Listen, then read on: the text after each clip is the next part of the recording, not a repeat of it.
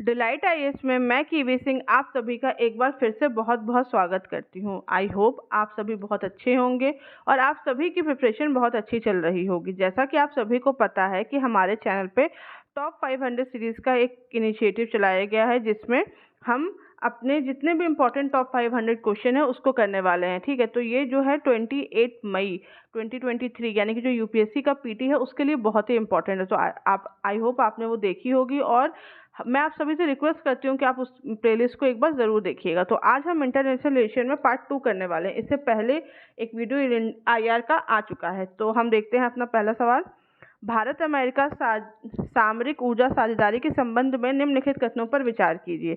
Bharat America सामरिक ऊर्जा साझेदारी की सह अध्यक्षता नीति आयोग और United states agency for international development USAID द्वारा की जाती है। दूसरा, sustainable growth pillar Bharat America सामरिक ऊर्जा साझेदारी का एक महत्वपूर्ण स्तंभ है।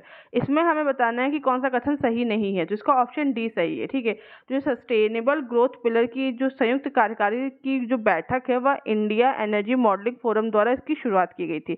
यह जो ग्रोथ है ये भारत अमेरिका सामरिक ऊर्जा साझेदारी का एक महत्वपूर्ण स्तंभ है, जिसकी अध्यक्षता नीति आयोग और यूएसएआईडी द्वारा की गई है। ठीक है, सस्टेनेबल ग्रोथ पिलर 3 प्रमुख गतिविधियों के रूप में बल देता है, जैसे कि जिसमें है ऊर्जा डेटा प्रबंधन, ऊर्जा मॉडलिंग और निम्न कार्बन प्रौद्योगिकियों पर ये बल देता है और उसी प्रकार से ये चीज़ें चलती हैं। ठीक है, तो इसमें ये बताना था कि कौन सा कथन सही नहीं है, तो इसका ये मतलब है कि ये दोनों ही कथन सही हैं। अब हम देखते हैं क्वेश्चन नंबर 2। मालाबार नौसैनिक अभ्यास के संबंध में निम्नलिखित कथनों पर विचार कीजिए। पहला, मालाबार नौसैनिक अभ्यास भारतीय और अमेरिकी नौसेना के बीच द्विपक्षीय अभ्यास के रूप में शुरू हुआ था और दूसरा, वर्तमान में यह क्वाड देशों का एक आधिकारिक नौसैनिक अभ्यास है। ठीक है, तो इसमें कौन सा ऑप्शन सही है? इसमें ऑप्शन 1 सही है केवल। ठीक है, मालाबार जो अभ्यास है वह 1992 में हिंद महासागर में भारतीय नौसेना और अमेरिकी नेवी के बीच में शुरू हुआ था। ठीक है, ये द्विपक्षीय अभ्यास है। 2007 में क्या हुआ था? 2007 में जापान, सिंगापुर और ऑस्ट्रेलिया की भागीदारी के इसका विस्तार किया गया था। 2015 में जापान इसका स्थायी भागीदार बन गया था और ऑस्ट्रेलिया ने फिर 2020 में भाग लिया था। और जब लास्ट टाइम जो हुआ है, या जिस तरीके से कहेंगे हम 2021 में, उसमें नौसेना अभ्यास में क्वाड के सभी सदस्यों ने यानी कि भारत, ऑस्ट्रेलिया, अमेरिका और जापान ने भाग लिया था। ठीक है, लेकिन यह आधिकारिक नौसैनिक अभ्यास है ऐसा नहीं कहा जा सकता है। ठीक है, अब हम देखते हैं क्वेश्चन नंबर 3। बुडापेस्ट कन्वेंशन के निम्नलिखित कथनों पर विचार कीजिए। यह एक अंतर्राष्ट्रीय संधि है। यह पहली अंतर्राष्ट्रीय संधि है जो राष्ट्रीय कानूनों के सामंजस्य और राष्ट्रों के बीच सहयोग बढ़ाकर इंटरनेट और कंप्यूटर अपराध को संबोधित करती है। दूसरा, भारत इस कन्वेंशन का हस्ताक्षर करता है। तीसरा, इसे संयुक्त राष्ट्र परिषद द्वारा तैयार किया गया है। इसमें हमें बताना कि कौन सा कथन सही है, तो इसमें जो पहला ऑप्शन है ना, केवल वो सही है। बुडापेस्ट कन्वेंशन ये साइबर क्राइम के कन्वेंशन के रूप में जाना जाता है। इस तरीके की ये एक पहली अंतर्राष्ट्रीय संधि है जो राष्ट्रीय कानूनों के सामंजस्य, जांच सुधारों में तकनीकी राष्ट्रों के बीच सहयोग को बढ़ाकर इंटरनेट और कंप्यूटर अपराध को संबोधित करती है। यह यूरोप परिषद यानी कि जो यूरोपियन यूनियन है उसके प्रेक्षक राज्य यानी कि कनाडा, जापान, साउथ अफ्रीका और यूएसए की सक्रिय भागीदारी के साथ और ईयू द्वारा तैयार किया गया है। ठीक है, और वहाँ पे जो परिषद है यह उन राज्यों के लिए अनुसंधान के लिए नहीं खुला है जो, यह मतलब मेरे कहने का सेंस ये है कि ये उन राज्यों के लिए भी है। मतलब ऐसा है कि अगर आप ईयू के सदस्य नहीं हैं, ये उनके लिए भी है। ऐसा नहीं है कि उसमें केवल वही लोग पार्ट ले सकते हैं। ठीक है, अभी तक फिलहाल भारत ने इसमें भाग नहीं लिया है और यह इस तरीके से एक प्रकार का एक चिंतित वाला इशू होने वाला बात है। ठीक है, अब हम देखते हैं question number 4। Carbon border adjustment mechanism CBAM जो अपने उत्पादन से जुड़े कार्बन उत्सर्जन के आधार पर आयात पर लेवी लागू करता है, इसके किसके द्वारा प्रस्तावित एक तंत्र है? यूरोपियन संघ, दूसरा है विश्व व्यापार संगठन, तीसरा अंतर्राष्ट्रीय मुद्रा कोष या चौथा आर्थिक सहयोग एवं विकास संगठन। इसमें ऑप्शन ए सही है। ठीक है, यूरोपीय संघ आयोग कार्बन गहन स्टील जैसे आयातित सामानों पर कार्बन सीमा कर आयातित करने पर बल देता है। 27 राष्ट्रों वाला जो ये यूरोपीय संघ है वह 2026 से चरणबद्ध तरीके से कर लगाने की एक योजना बना रहा है। यह यूरोप में निर्यात करने वाली गैर यूरोपीय कंपनियों से यूरोपीय कंपनियों के रूप में यूरोप अपने लिए जितने जो कार्बन के जो फुटप्रिंट है उनके समान कीमत का भुगतान करने का निर्देश देता है। कार्बन सीमा समायोजन तंत्र CBAM जलवायु परिवर्तन पर अंकुश लगाने के लिए यूरोपीय संघ के महत्वाकांक्षी नए लक्ष्यों का एक हिस्सा है। अब हम देखते हैं क्वेश्चन नंबर 5। समाचार में चर्चित एवरग्रांडे क्राइसिस क्या है? ठीक है, पहला है ए संयुक्त राज्य अमेरिका, दूसरा रशिया, तीसरा चीन, चौथा जापान। तो इसका ऑप्शन है सी, चीन सही है। ठीक है, एवरग्रांडे तरलता संकट चीन संपत्ति डेवलपर से संबंधित करता है और वहाँ के समूह जो वहाँ का एक समूह है एवरग्रांडे, बहुत बड़ा एक समूह कह सकते हैं, वित्तीय व्यवस्था वहाँ उस समय की जो उनकी वित्तीय स्थिति है उसको संदर्भित करता है। ठीक है, अब हम देखते हैं क्वेश्चन नंबर 6। इस्तांबुल कन्वेंशन के संबंध में निम्नलिखित कथनों पर विचार कीजिए। यह महिलाओं के खिलाफ हिंसा और घरेलू हिंसा को रोकने के लिए और मुकाबला करने के लिए संबंधित है। दूसरा, कन्वेंशन महिलाओं के खिलाफ हिंसा से निपटने के लिए सरकार के लिए न्यूनतम मानक निर्धारित करती है। तीसरा, जब कोई सरकार कन्वेंशन की पुष्टि करता है तो इसको पालन करने के लिए वह कानूनी रूप से बाध्य नहीं होता है। इसमें हमें बताना है कि कौन सा ऑप्शन सही है। इसका ऑप्शन बी सही है। ठीक है, इस्तांबुल कन्वेंशन इसे महिलाओं और घरेलू हिंसा को रोकने के लिए और उनका मुकाबला करने के लिए यूरोप के परिषद के रूप में शामिल किया गया है। यह कन्वेंशन महिलाओं के खिलाफ हिंसा और उन्हें रोकने के लिए, उससे निपटने के लिए दुनिया का एक प्रथम बाध्यकारी कन्वेंशन है। ठीक है, यह एक बाध्यकारी कन्वेंशन है। यह सबसे व्यापक कानूनी ढांचा है जो महिलाओं और लड़कियों के खिलाफ हिंसा से निपटने से संबंधित है, जिसमें घरेलू हिंसा, बलात्कार, यौन उत्पीड़न, महिला के साथ जो विकृति होती है, इसके साथ साथ सम्मान आधारित हिंसा और जबरन विवाह, यह सब संबंधित है। महिलाओं के खिलाफ हिंसा से निपटने के लिए यह कन्वेंशन सरकारों के लिए न्यूनतम मानक निर्धारित करता है। और जो थर्ड ऑप्शन है कि जब कोई सरकार कन्वेंशन की पुष्टि करती है तो वह कानूनी रूप से इसको जो पालन करने के लिए, इसको कानूनी रूप से मानने के लिए बाध्य होती है।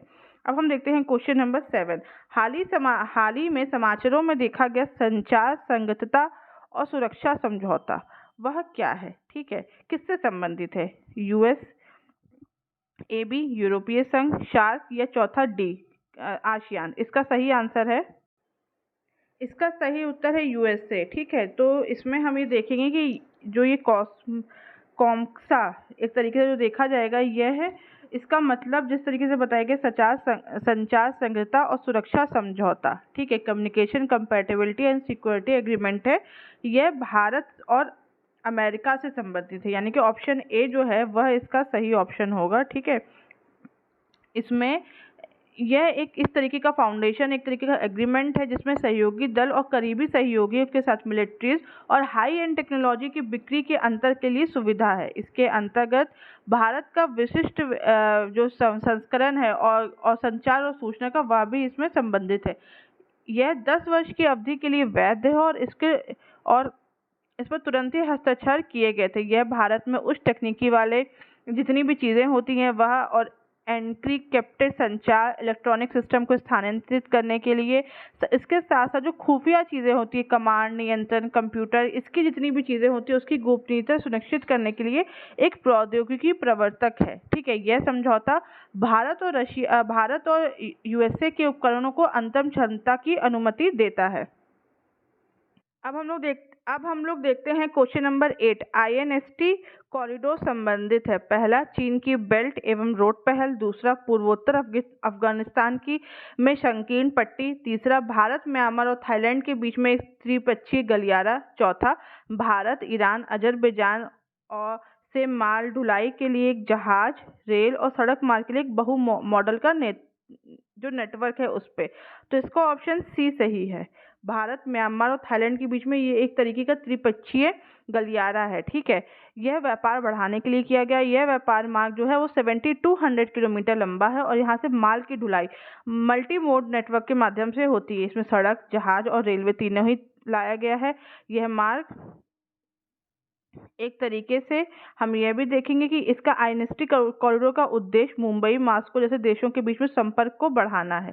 ठीक है, और इसके साथ साथ हमने ये भी देखा है कि यह जितनी भी चीज़ें हैं इनसे काफ़ी इम्पोर्टेंट चीज़ें रही हैं और काफ़ी हेल्पफुल रहा है। अब हम लोग देखते हैं क्वेश्चन नंबर 9।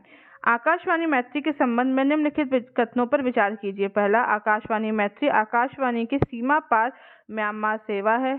दूसरा, यह CRI चीनी रेडियो इंटरनेशनल की उपस्थिति का एक काउंटर है। निम्नलिखित में से हमें बताना है कि कौन सा सही है।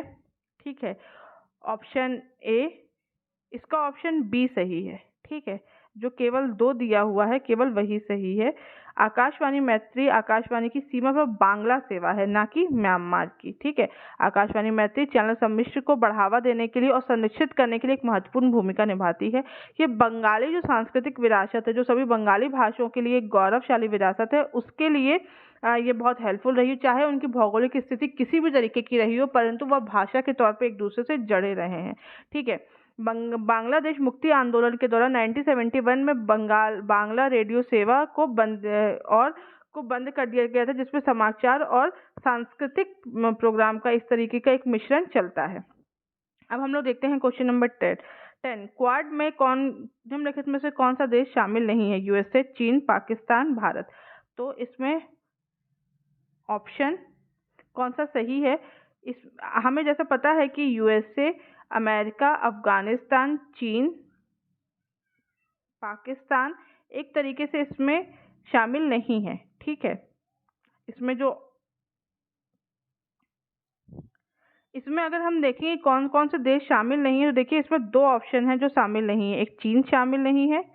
ठीक है, एक सेकेंड, एक चीन भी शामिल नहीं है और पाकिस्तान, ये दोनों ही देश इसमें शामिल नहीं है। ठीक है, क्वाड में, जिसको चतुर्भुज सुरक्षा संघ कहा जाता है, इसमें ये एक अनौपचारिक रणनीतिक मंच जिसमें भारत, जापान, ऑस्ट्रेलिया और संयुक्त राज्य अमेरिका यह शामिल है। ये आजकल हम न्यूज़ में देखेंगे कि बहुत ज़्यादा ये फेमस हो गया। ये भारत की, दुनिया की जो वर्तमान की राजनीतिक स्थिति है उसको काफ़ी ज़्यादा ये डेवलप करता है, और इसका जो जितने भी फोकस मुद्दे रहे हैं वो अधिकतर रहे हैं कोविड-19, जलवायु परिवर्तन और जितनी भी उभरती हुई टेक्नोलॉजी है उसके संकट पे रहा है। ठीक है, क्वाड से हमने यह देखा है कि महामारियों की मुकाबला करने के लिए टीकों की सहमति हुई है, वित्तीय संसाधनों, विनिर्माण क्षमताओं, अपनी रसद ताकत को पूल करने की सहमति उन्होंने व्यक्त की है। जापान, अमेरिका और ऑस्ट्रेलिया उनने उस वैक्सीन पहल का वित्त पोषण किया है जिसका भारत ने स्वागत किया था। ठीक है, और इसके साथ साथ हम ये देखेंगे कि जितनी भी चीज़ें रही हैं, जितनी भी क्वाड से रिलेटेड चीज़ें रही हैं,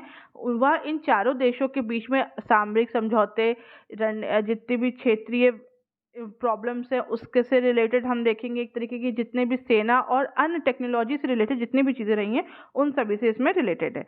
तो आज के वीडियो में बस इतना ही। ठीक है, अगर आपको इस वीडियो से रिलेटेड कोई भी डाउट हो तो आप मुझे कमेंट बॉक्स में बताएं, और फ्री PDF के लिए हमारे टेलीग्राम ग्रुप को ज्वाइन करें। Thank you so much.